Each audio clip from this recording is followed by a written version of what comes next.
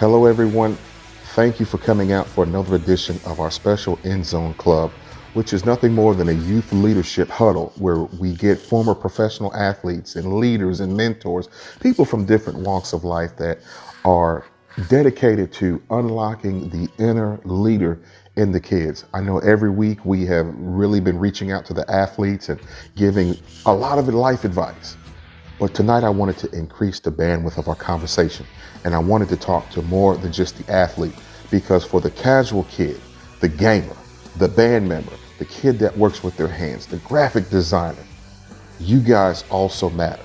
In our community, we are more than just athletes. You guys are more than athletes. You guys are the future of everything we are building here in America. And I would be remiss as a leader not to also let you know how much you matter.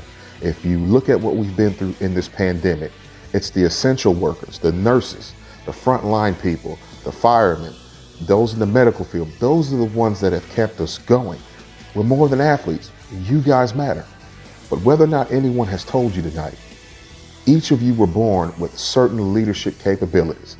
God saw fit from the time you were born to put special skills in each of your lives that were designed to impact the community around you.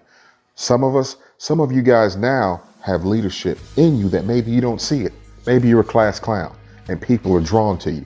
Maybe you are the one who doesn't go along with the crowd, but you look at things from a different lens. There are many different kinds of leaders amongst the kids even now, but it's our job as older people, as mentors, as leaders, to unlock what is in you.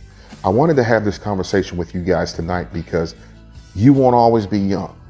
Life as you see it will not always be what it will be for you. One of these days, you will realize that every decision you've made up to this point was actually made to make you better down the road. So today I have a special guest that's going to highlight a few leadership principles, mainly in the area of overcoming difficulties, overcoming challenges. That's probably one of the greatest stories every leader will ever tell in his or her own personal life. What did I overcome? How did I get where I am? Because one thing you realize about life is a lot of the patterns that you guys are facing now, whether it's peer pressure, whether it's not wanting to be different, whether it's not wanting to be labeled, whether it's sometimes maybe you don't want to put in hard work right now to be better, but you have a challenge to overcome. When I was young, one of my greatest challenges was patience. I didn't like waiting for things. I didn't like being told no. Anytime I got an idea, I wanted to do it right then. Another challenge I would later on go on to have is in trigonometry. Some people, school is a challenge, but one thing you've seen consistently through the interviews week in and week out, nobody got to a position of being great at what they did without overcoming a challenge. So without no further ado, I want to welcome today's guest, Mr. Nickell Coleman. Mr. Nickell, how are you doing today, sir? Hey, Anthony, how you doing, man? You know, I know for every athlete, all of you guys have a genesis, a meaning for why they do what they do. Some people were just gifted naturally. Some people were looking for something else. What was it that caused you to want to play football? I think football is a learning skill, and it taught me different things, and it taught me how to solve problems. Football is all about solving problems and working together, having a team, having a support system, people that care about you, people that you can trust, people that you can love. Football motivated me to I would say, separate myself from being like everyone else. I wanted to be a part of something. I wanted to win. I love winning. I worked so hard. My work ethic is like impeccable. My work ethic is so strong, and that's what I encourage. Any young guy that's coming up right now, just outwork anybody in front of you.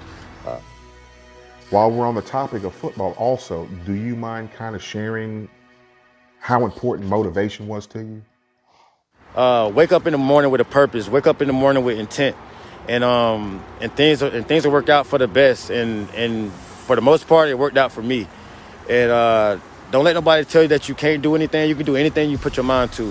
Anything that somebody tell you that you can't do, you reciprocate that. You turn it around and you make that happen. And that's the stuff that I did. They always said I was.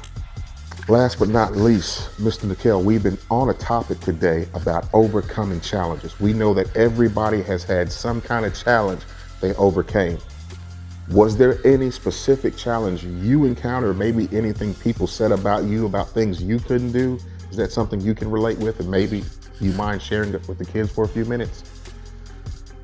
They always said I was too short to play football. They always said I didn't have a big enough shoe size. They said, my arms weren't long enough.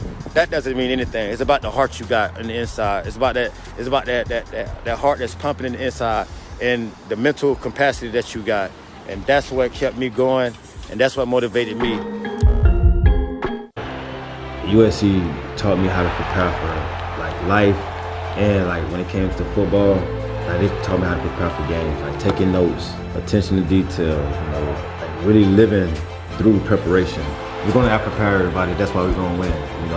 Football became philosophy for me. It was like, wow, so this works with this, and that's why this is the way it is. And this game is so creative.